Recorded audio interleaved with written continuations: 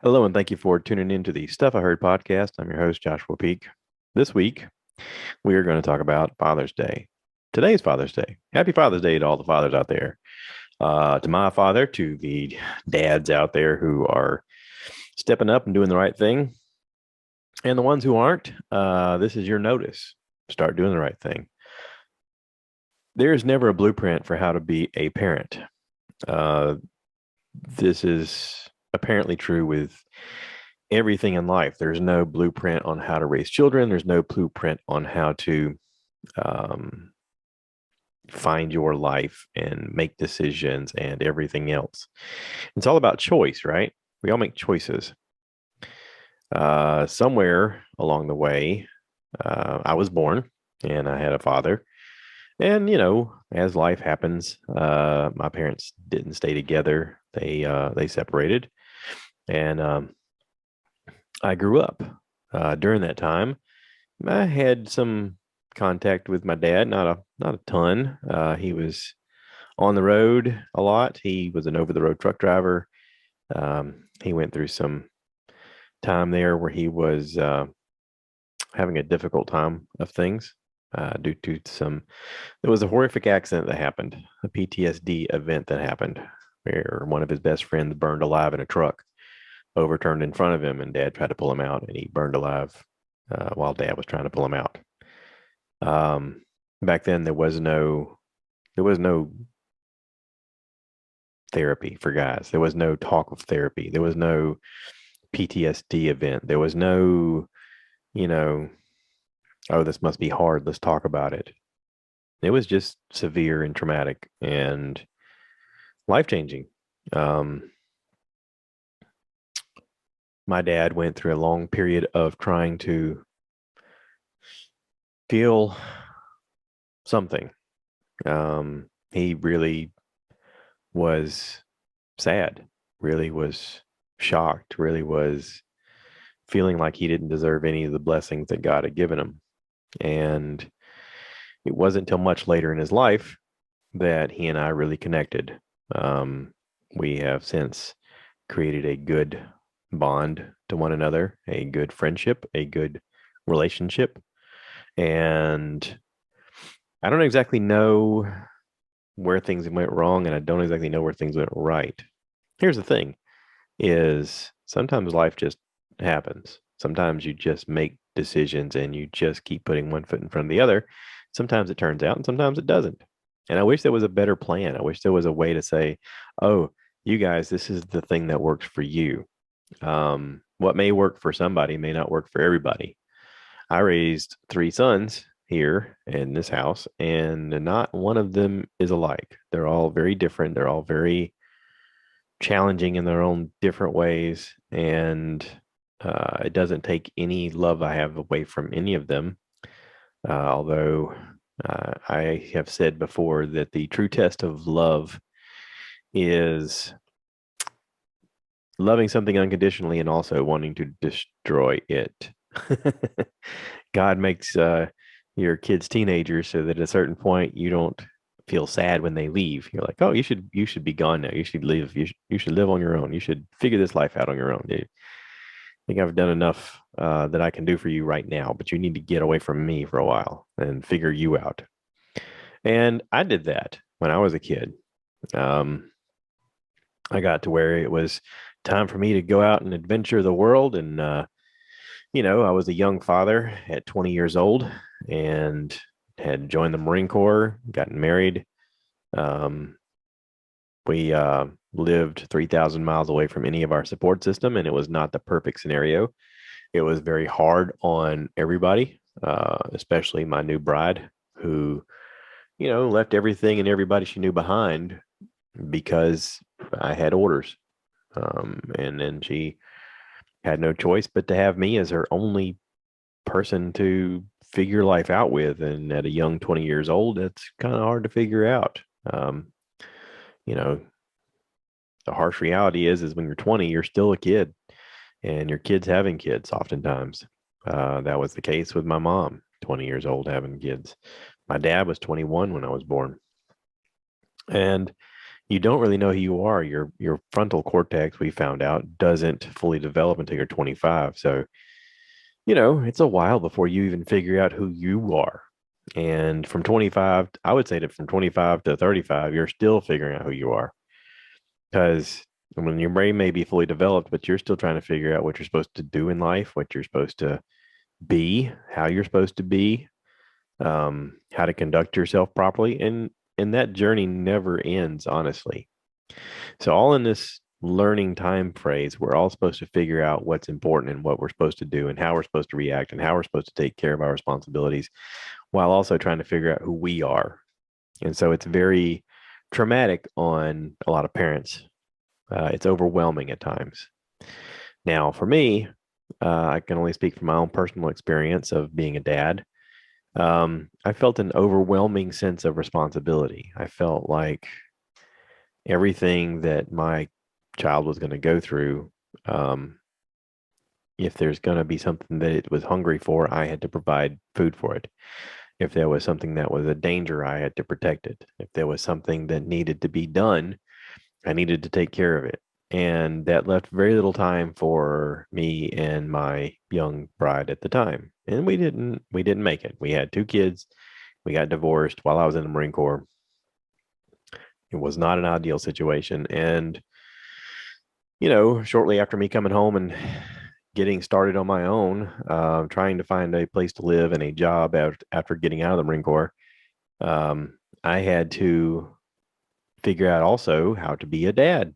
And meanwhile, my ex was trying to figure out how to be a woman as well and how to figure out her life. And somewhere in the process, she left. She found somebody to live with and moved away. And there was a pivotal moment of her asking me, um, "Do you want me to take the kids, or do you want to keep them?"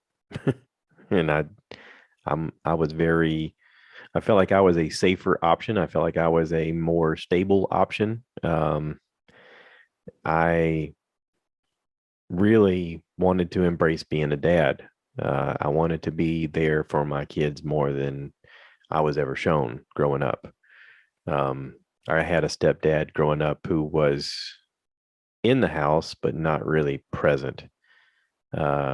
He was a very selfish person who was all about himself and was sort of destructive in a lot of ways. And I've talked about that from time to time. I'm not going to go into it now, but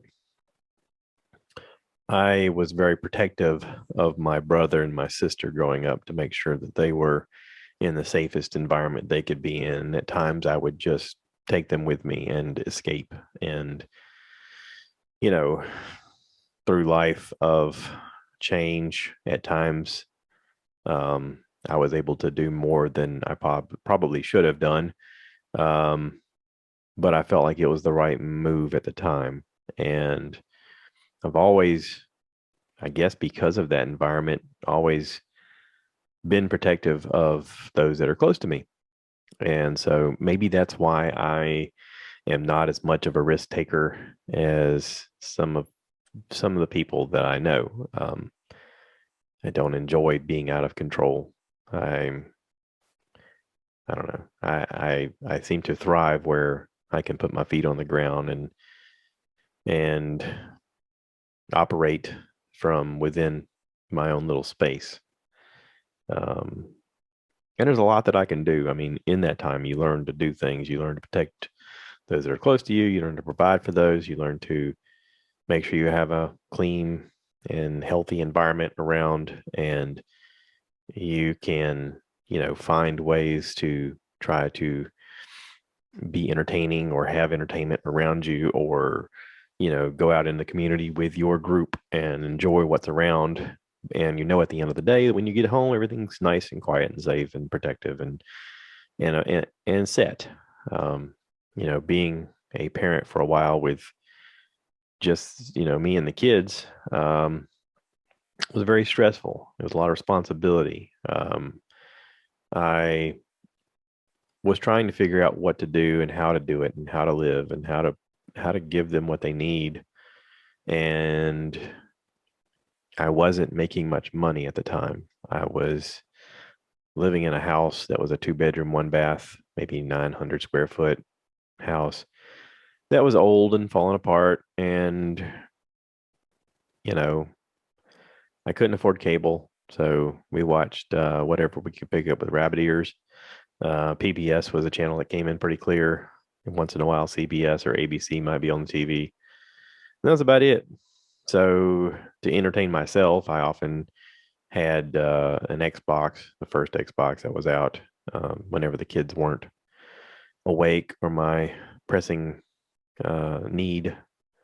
I would entertain myself by playing video games to just help pass the time and help keep my mind busy, I guess you'd say, entertained. And you wouldn't think that would be a big deal, but when you have two kids who are looking at you as, okay, what are we going to do now? So I reached out and I got help from my mom and from my brother and my sister at times and other family members at times that would um, help us come up with things for the kids to do. We got them involved in Cub Scouts and we got them involved in playing soccer and tennis and football and basketball and whatever they wanted to do. I was like, if you want to do it, let's do it. But listen, I'm going to tell you, if you get started, you got to follow through. Because one of the things that I did learn growing up from my my I guess you'd say my stepdad, was responsibility. Even though there was a lot of responsibility he didn't follow through with, he did talk about it a lot. And it is one of those things where I realized that once I was a parent that I had to take responsibility and I had to be responsible for all of it. I had to make sure these kids were fed and I had to make sure that they were bathed and I had to make sure they had clean clothes and I had to make sure they had haircuts and dentist appointments and everything.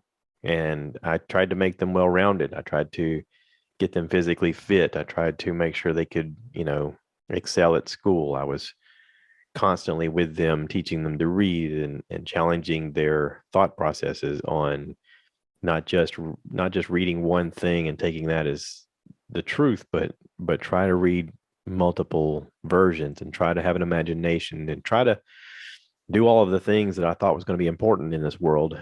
And, you know, here we are. They're 29, 27, and 26 or 25. I don't know if any of it mattered. I don't know if any of it fell on the wayside. I don't know if any of it helped them develop into the people they are today. I don't know. I just did the best I could, and I don't know that it was enough. Um, I don't know. I don't know if any of us ever get through this life and think that we did the right thing. And I think if you do, um, my intuition is to think that you're full of yourself and you're incorrect. You're lying. Um, you know, I don't know. Maybe some people are just better at it. There are some people out there who's like, I'm going to do this and it's going to be great and it's going to fall. I mean, there is the idea of fake it till you make it, you know? And maybe that's what I did for a long time. Maybe I faked it while I made it. Maybe I convinced myself that I was doing all of these things and that it was going to be great. And, at a certain point in the kid's life, their mom moved back to the area and she started getting them regular. And there was a conversation that she had with me when the last one graduated high school. And she said, we did it. We got them through high school. And I was like, well, yeah, but honestly, this is the easiest part of their life. And I felt like all we really did was keep them alive to get through it. The hardest part is the next part. And I still believe that. I remember when I was going to be a dad for the first time, I had a conversation with somebody who said, yeah, my 20s were the worst part of my life, and I would never want to relive it. And I was like, well, why would you say that? I was 20 and going to be a dad and was looking forward to going to the Marine Corps and all of the neat and interesting challenges that were going to come my way. I was excited. And she told me, she said, well, Those are the hardest. That was the absolute hardest time of my life. And I got to say, looking back at my 20s, she's probably right. That was probably the hardest time of my life. Um, Mainly because, again, you don't know who you are. You got a lot of responsibility. Suddenly, there's a lot of weight on your shoulders, and you got to carry it, and you got to go forward, and you got to figure it out, and you got to help teach others, and you gotta make a lot of decisions, and it's not easy. And so, you know, I know I started off by saying that my dad had gone through this stuff, and they didn't make it, and whatever else, and we had a sort of strange relationship for a while, and then it got better, and that's going to be the same situation with my kids. My kids are probably going to tell you when they get to be my age, yeah, dad did okay in the beginning, and then we grew up and we wanted to get away from him, and then, you know, maybe I'll have a relationship with him again like I used to. I don't know. Maybe not. Maybe they'll go off and do their own thing. It's weird. We talk about Father's Day a lot, and most of the people that I work with, when we talk about our fathers, most of them say they don't have a relationship with their father, or they have a very unusual relationship because they don't spend much time with them, or they might know them but they don't really see them. In the Marine Corps, we would have those conversations, and oftentimes you'd hear people say, "Yeah, I'm from such and such, but really home is where mom is." And that was kind of a truth. I mean, no matter where you were in the world, home is where your mother was. Because you figure most of these guys in the military were in their 20s, and they're out there and they're having an adventure, but in the backest part of their minds, they're children. And in their thought process of all these dangerous things in the world, home is where mom is because that's where they see security. I don't know that my kids felt that way growing up. We had a different scenario. They had a different mom, and not to take anything away from her, um, with her also going through the same kind of traumas that I went through. She had the added component of the fact that her dad had died when she was young, and so she didn't have that relationship, and you know, it was a different dynamic. It was tough for both of us, and I think if we did it over knowing what we know now, we would have made a lot of different decisions. But I don't know if it would have mattered to the kids as they grew up because they're still going to become who they're going to become. I mean, that's just it. There's no guarantee in any of this. I know right now, if there's somebody out there who's a young father, he's like, "Wait, this is not the pep talk I was hoping for. Sorry." I can tell you that being a dad does bring a lot of new challenges. And luckily, there's the internet now to help you. So every once in a while, you got to do something you've never done before, like fix a toilet that's broken. And your first question is, how did you break this part? Um, there is YouTube videos out there to help you figure out how to replace everything inside of the toilet, even the toilet itself. There's videos out there to help you fix things that they screw up along the way. Sometimes it's a vehicle that needs to be repaired. Sometimes it's just an unusual thing that you've seen break. And the first question is, "Hey, Dad, how do we do this?" There's times where even now I'll get into a situation of fixing something and I'll get stuck, and I'll call my dad and I'll say, "Hey, how would you approach this?" Here's some things I've tried, and I'm a little stumped right now, and I've looked at videos and nothing's really quite telling me what I need to know. And every once in a while, he's got the answer. And I asked my dad one time, I said, "How did you get to be so smart in being able to fix these things?" And he's like, "Well, once you fix one thing, you at least have the confidence on how to fix that thing. And then you move on to the next thing. And every time you fix something else, after a while, you get more patient. So when things break, your first thought is, well, I ain't never fixed this before, but let's give it a shot."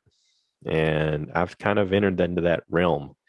Um, I'm 48 now, so you figure I've fixed quite a few things, and I got the hands to prove it. A lot of fixing things that I had no idea what I was fixing. A lot of building things I had no idea what I was building. And yeah, So if you're a young dad out there, just know that you at least have the internet to help you look up information. Nobody gets it right. Everybody tries their hardest, or hopefully they do. And, you know, kids are resilient. They really are resilient. Sometimes the best thing you can do, though, is ask for help. You can just out loud say, I don't know what I'm doing. Does anyone have any suggestions? Sometimes that's the best move. But either way, just know that your decisions matter. Your choices matter. The things you say matter. The way you react matters. Sometimes your reaction matters more than any of the other stuff. And I feel like I've had a lifetime of biting my tongue and not saying things that I wanted to say. I've also had a whole lot of saying stuff out loud that I immediately regret. But all we can do is try, right? I hear an alarm going off. Oh, now it's off. The house is waking up. I decided to get up and do this early. Um, well, I didn't decide. My wife's alarm went off this morning by accident. She didn't realize she'd set it. And I tried to go back to sleep and I couldn't. So I went ahead and got up, decided to do a podcast. I do want to talk about this is stuff I heard. I do want to talk about Stranger Things. The final season, the first part of the final season was out on Netflix, and it's really fantastic.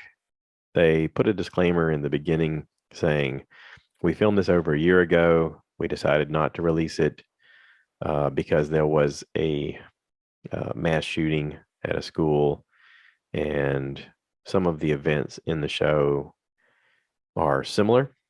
So they didn't want to just add more violence and stuff like that to a situation where it would be very triggering for a lot of people. And they do put a disclaimer at the front and say this is gonna be similar. And if you have been through this and you don't want to watch it, just not watch it. But the science fiction element of the show was very good. I really like the visuals. Again, I think that because COVID happened and because a lot of people put their projects on the back burner, it allowed them more time to do visual effects better.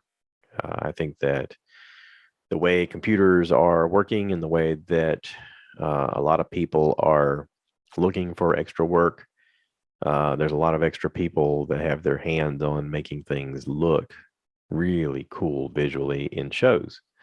And this is right in that category. I think that it's a good idea to end the show because the kids are supposed to be, in high school and they're looking like they're 20. So it's time to wrap up the show. Um, but it's a really good show. I really like the science fiction element of it. I like the fact that they're constantly explaining things that seem like there's a clear answer and there's not. And again, you have the superhero element with the supervillain element. That's just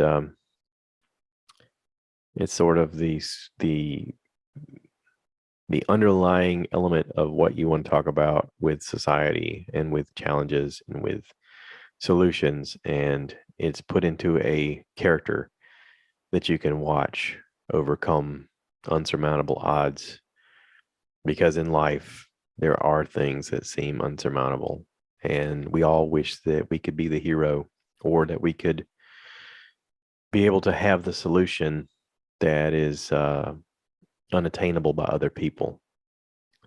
This season, the main character has lost her superpowers, and the rest of the crew is coming together as a group, and they feel confident that they can overcome the odds because they've done it before. And it's inspiring in a lot of ways. It's also really troubling if you're susceptible to being scared by um, gross things.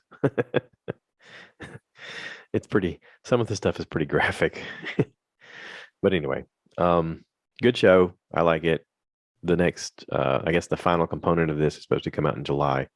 So it's kind of interesting. They put it out in 2 parts, and they waited till now to release the first part. I kind of dig it though. You get to watch 6 good episodes, and then wait a month, and then you got the final 6 episodes. So very cool. I'm also enjoying the ObiWan series. Episode 5 came out. We got one more episode. I heard the final episode is supposed to be like an hour and 48. I was under the misunderstanding that each episode was supposed to be about an hour and a half, but it turns out they were all around 40 to 50 minutes or so. And then this final one's going to be an hour and 48 is what I hear. That's the tally I hear. I don't know if that's going to be true, but it comes out this Wednesday. I'm looking forward to that.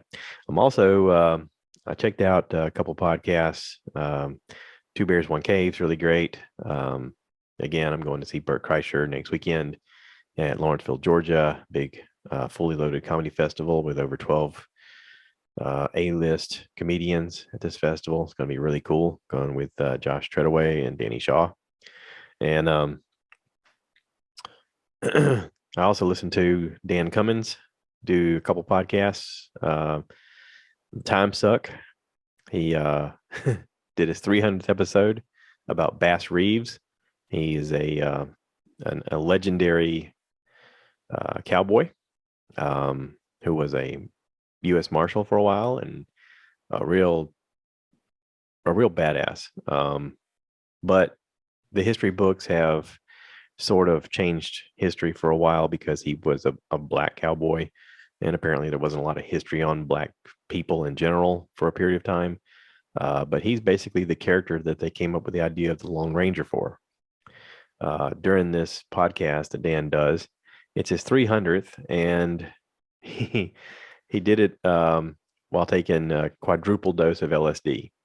So he gets into it and he describes what's going on, and he's telling you what he's seeing and how things are changing and moving, and he gets a certain point and has to leave the show and continue the next day. During the first when he got to 100 podcasts, he did something. What was it? He got really drunk, like blackout drunk, doing the podcast. And then on his 200th episode was the Shroomed and Doomed podcast. So this one's called, I think it's called something like Tripping with Bass Reeves. It's really funny. I enjoyed it. It kept me awake on my journey where I had to go work out of town. It was nice to listen to while I was driving. So, anywho, I'm gonna wrap this up. To all the fathers out there, happy Father's Day. To my dad, thank you for not dying. Thank you for repairing this bridge with me. To my stepdad growing up, Dave, you did teach me a few things, and I'm thankful for that. One of the biggest things you taught me was just be present. Even though when you were there, it was very stressful at times, you were there. So thank you. To my stepdad now, Dan, thank you for being consistent and being patient. You've taught me a lot in that category. So thank you. Dan is, I've been lucky that my dad and Dan have shown me what it's like to be someone who is very giving and very honest and very patient. It has taught me a lot. And I hope that I can teach that to my boys, to my kids. So thank you. My kids are out there listening. I love you and miss you. So y'all take care. Thanks for listening. Please remember to rate, review, subscribe. I am going to be on Matthew Tarleton's podcast, Part-Time Struggle. Should be going over there today, as a matter of fact, and recording something. And he's got an idea of what he wants. So we're going to just roll with it and see what happens. You guys have heard him on this podcast before. It's pretty good. He just got done doing an episode with Kelvin Durant, second episode. And I checked it out. It's pretty awesome. Reach out to us at www.stuffiheard.com or stuffiheardpodcast@gmail.com. Rate, review, subscribe, share with your friends, and as always, cue the cow. So I want you guys to give me more likes. Give me more likes.